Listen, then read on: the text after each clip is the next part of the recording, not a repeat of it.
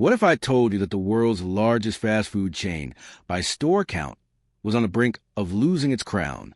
Subway, once the king of fresh and affordable sandwiches, seemed unstoppable. But in the last decade, its dominance has crumbled. What went wrong? How did a brand that revolutionized the fast food industry with its $5 footlong end up struggling to stay relevant? Let's dive deep into the complete history of Subway and uncover the rise and fall of this fast food giant. Chapter 1. The Birth of Subway. The story of Subway began in 1965, when 17-year-old Fred DeLuca borrowed $1,000 from family friend Dr. Peter Buck to start a small sandwich shop in Bridgeport, Connecticut. Their goal was simple: provide a healthier alternative to fast food, focusing on fresh ingredients and made-to-order sandwiches. The shop, initially called Pete's Super Submarines, was a modest success, prompting DeLuca and Buck to expand and rebrand as Subway in 1968. By the 1970s, the duo introduced franchising, which became the backbone of Subway's expansion. Unlike traditional fast food chains, Subway's model relied on independent franchisees who invested in new locations, fueling rapid growth without requiring significant corporate investment. This strategy propelled Subway into a nationwide success. Chapter 2. The Rise to Global Success. Throughout the 1980s and 1990s, Subway grew at an unprecedented rate. Its low-cost franchise model attracted entrepreneurs worldwide. Subway marketed itself as a fresher, healthier alternative to McDonald's and Burger King, appealing to health-conscious consumers. By 2002, Subway surpassed McDonald's in the number of locations worldwide. With its simple, customizable menu and the rise of the Eat Fresh movement, Subway became a go-to choice for people seeking fast but relatively healthier meals. Chapter 3. The $5 footlong revolution. One of Subway's most successful marketing campaigns came in 2008 with the introduction of the $5 footlong. What started as a local promotion in Florida quickly became a national sensation. The catchy jingle, combined with unbeatable value, helped Subway thrive during the Great Recession when customers sought affordable meals. The promotion skyrocketed Subway's sales and solidified its dominance in the fast food industry. By 2011, Subway had over 35,000 locations worldwide, far surpassing McDonald's. But as we'll see, the very thing that made Subway great also played a role in its downfall.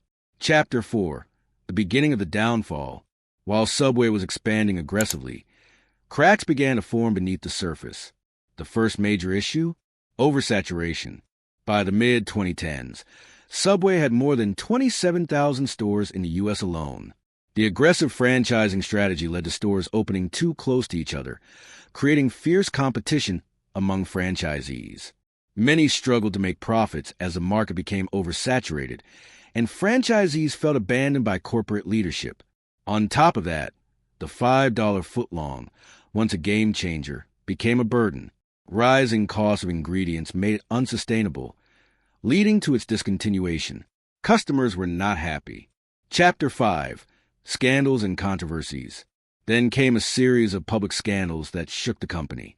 The most damaging was the downfall of Subway's longtime spokesperson, Jared Fogle.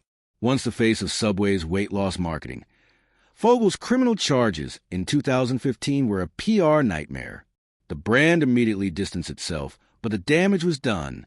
In addition, Subway faced lawsuits over misleading advertising, including the infamous footlong controversy, where customers found out that their sandwiches were often shorter than 12 inches. Chapter 6. Competition and Changing Consumer Preferences. As Subway continued to expand, the fast food landscape was shifting. Consumers were no longer satisfied with the same old menu. They wanted organic ingredients, unique flavors, and transparency about food sourcing. While competitors like Chipotle and Panera Bread adapted to these demands, Subway lagged behind. Its menu remained stagnant, and customers started seeing its ingredients as overly processed and uninspired. Additionally, traditional fast food giants like McDonald's and Wendy's responded to market trends by offering healthier menu options. Subway, which had once positioned itself as a healthier alternative, was losing its competitive edge.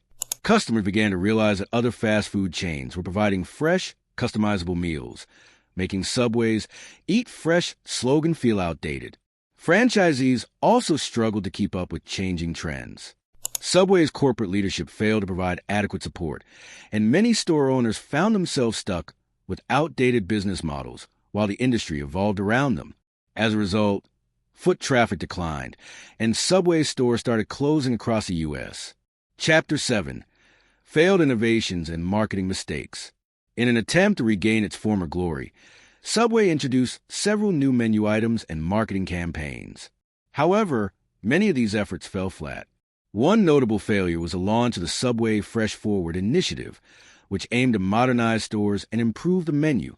Unfortunately, the changes were too little, too late. Customers had already moved on to more innovative competitors. Subway also attempted to revive the $5 Footlong in 2017, but franchisees rebelled against the decision, arguing that the price point was no longer sustainable due to rising food costs. This created internal conflict, further damaging Subway's reputation. Frequent changes in leadership only added to the instability. The company cycled through multiple CEOs, each with different strategies, leading to inconsistent branding and poor decision-making. Without a clear, unified vision, Subway struggled to execute any meaningful turnaround. Chapter 8: Where Subway stand today. Today, Subway is still a globally recognized brand, but it is no longer the powerhouse it once was. Thousands of locations have shut down, and the company continues to battle declining sales and franchise dissatisfaction. Despite efforts to revamp its menu and marketing approach, Subway has yet to reclaim its dominance. Recent attempts to introduce new menu options and improve ingredient quality show that Subway is aware of its shortcomings. However, whether these efforts will be enough to compete with the evolving fast food industry remains uncertain. For now, Subway stands as a cautionary tale of what happens when a company prioritizes aggressive expansion over sustainable growth and fails to adapt to shifting consumer demands.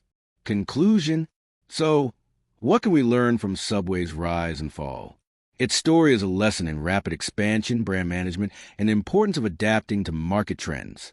Once a pioneer in the fast food industry, Subway's decline serves as a cautionary tale of what happens when a company prioritizes short-term growth over long-term sustainability. Will Subway make a comeback, or will it continue to fade into fast food obscurity? Only time will tell. Thank you for watching. If you enjoyed this deep dive, don't forget to like, share, and subscribe for more fascinating business stories. Until next time,